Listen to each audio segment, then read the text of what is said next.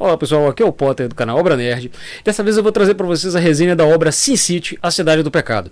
Obra essa, né, do mestre, né, dos quadrinhos Frank Miller, que completou 30 anos agora em abril. Então vem comigo que eu vou te contar um pouquinho sobre ela.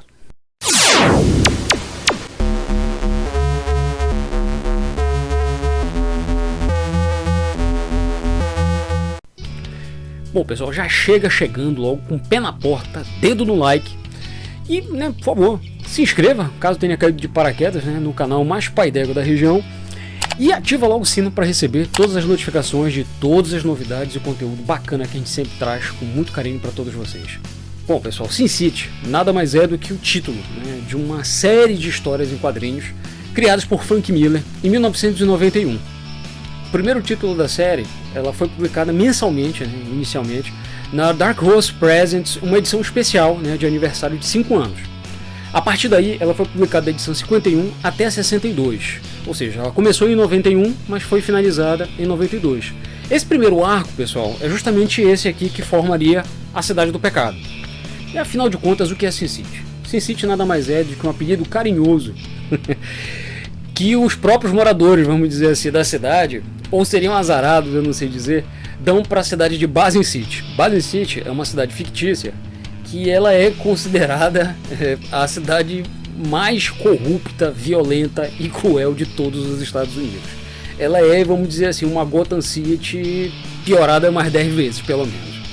E é justamente através desse pano de fundo, cruel, né, e inóspito, vamos dizer assim, que vão ser narradas várias histórias com vários protagonistas, né, várias personalidades marcantes, criadas pela mente, né, extremamente criativa e implacável, vamos dizer assim, de Frank Miller.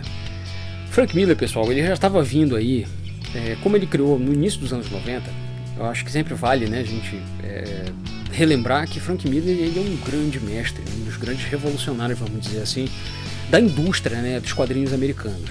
Ele é responsável por obras realmente icônicas, tanto da Marvel quanto da DC. As mais lembradas da DC são Cavaleiro das Trevas, né, abordando justamente, vamos dizer assim, o final da saga do Batman. E logo pouco depois também ele trabalhou no que seria, vamos dizer assim, um outro marco também do Homem-Morcego, que seria o Batman Ano 1, né, que influenciou filmes e todas as outras histórias do Batman que vieram desde então, trazendo um tom mais maduro, mas também um tom mais sombrio para o Cavaleiro das Trevas, me perdoe o trocadilho. O mesmo ele fez com a Marvel, né, nesse caso já trabalhando com o personagem do Demolidor, dando justamente o que seria, dando o tom, né, que seria mais ou menos assim, acho que a sua marca registrada, esse tom mais maduro, né, focado bastante na psique do personagem, em todas as agruras, em todos os seus traumas, e puxando também um pouquinho para a hiperviolência, né? E é justamente saindo, vamos dizer assim, desse cenário, ele também conseguiu trabalhar com outros personagens.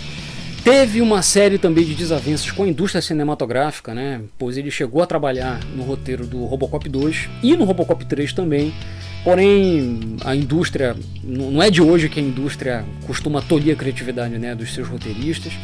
E diante de uma mudança muito drástica, vamos dizer assim, do que fizeram no roteiro inicial do que seria o Robocop 2, Frank Miller, vamos dizer assim, que ele meio que se desentendeu, né, e rompeu laços com a indústria cinematográfica.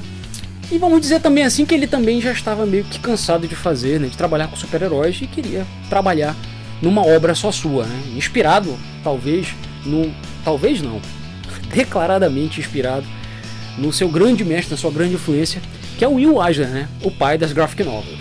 E é justamente inspirado, né, no Will Eisner, ele foi entrar justamente de uma graphic novel para chamar de sua.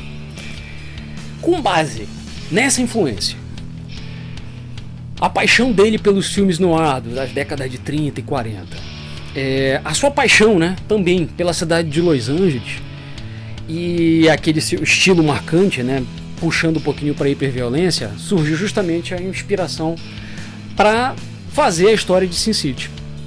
História essa, por sinal, que ele mesmo fala que era para ter sido apenas uma mini história de apenas 48 páginas e que acabou se tornando justamente essa compilação, essa história de mais de 200 páginas contando o que seria a primeira história, né, vamos dizer assim, de Sin City e a derradeira história do seu personagem principal. Mas chega de papo, né, pessoal? Vamos dar uma folhada aqui na revista, que eu vou contar um pouquinho da história dela para vocês. E a história começa nos apresentando justamente o personagem, um dos personagens mais carismáticos de todo o universo de Sin City, que é o Marv. Que pra mim não tem melhor descrição, né, do Marv do que um dos outros personagens, né, em uma outra história de Sin City que ele faz do Marv, que é o de White, que vocês vão conhecer mais lá pra frente. Que ele descreve o Marv, na realidade, como uma pessoa deslocada no próprio tempo. Que ele diz que o Marv é um brutamonte, né, burro feito uma porta, mas que ele é muito bom em duas coisas: em matar e em sobreviver. Então, justamente pelo fato dele ser muito bom nessas duas coisas, o Dwight compara ele a um gladiador deslocado no tempo.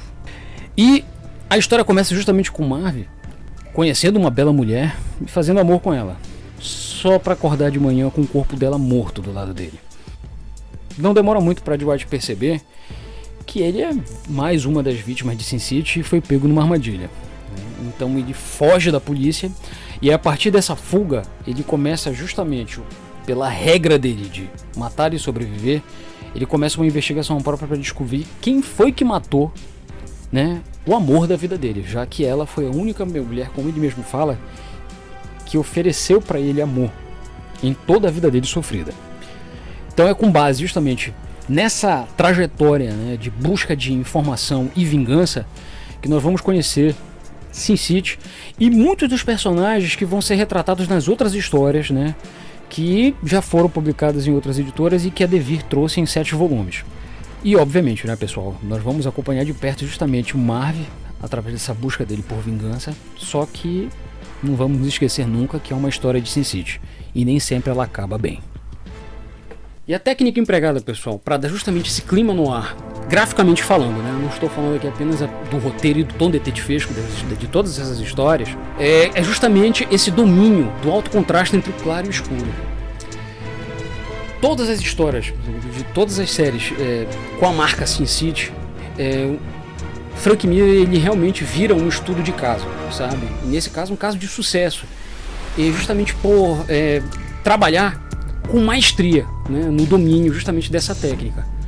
Fica claro também, né, justamente aliado a esse domínio do claro e escuro, a influência do mangá, né, principalmente nas cenas de ação, na forma dele desenhar todas as cenas de ação, os momentos de clímax, vamos dizer assim, nas cenas de violência ou nas cenas em que requer, né, um destaque maior para o movimento, né, para a atitude de determinado protagonista. Isso aí, meus amigos, seria justamente o grande, eu acho que é a maior contribuição, vamos dizer assim, que Frank Miller pôde, vamos dizer assim, entregar para toda a indústria.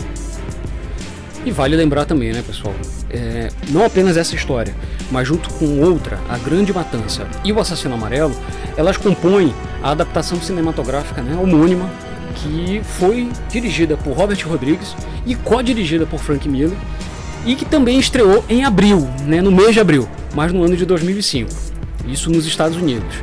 Acho que vale sempre lembrar porque é realmente considerado, eu considero pelo menos a adaptação, se não a melhor, pelo menos a mais fiel, né, à sua fonte nos quadrinhos que já foi feita até hoje. Bom, depois de tudo que eu falei para vocês, né, fica claro aqui a recomendação, leitura obrigatória para todo fã de história em quadrinho. E também eu arrisco dizer que seria um bom presente para quem ainda não foi apresentado para o fantástico mundo das histórias em quadrinhos, viu? Não apenas essa história, mas todas as demais já foram publicadas no Brasil. Inicialmente elas foram publicadas pela Pandora Books, mas eu acredito que é mais fácil de vocês acharem as já publicadas pela Devir. Essa aqui inclusive já foi republicada com uma outra capa, né, uma edição revisada. E ao todo, juntando com essa, dão ao todo 6 volumes publicados pela Devir, que você encontra nas melhores lojas do ramo. Então fica a dica realmente, fica a recomendação. Esperamos sinceramente que vocês tenham gostado. E se gostaram muito mesmo, poxa, procurem no canal por mais vídeos com conteúdo nosso. No nosso canal nós temos playlists com vários temas, resenhas de histórias em quadrinhos, filmes, séries, tudo feito com muito carinho para vocês. Esperamos que vocês fiquem todos bem e até a próxima.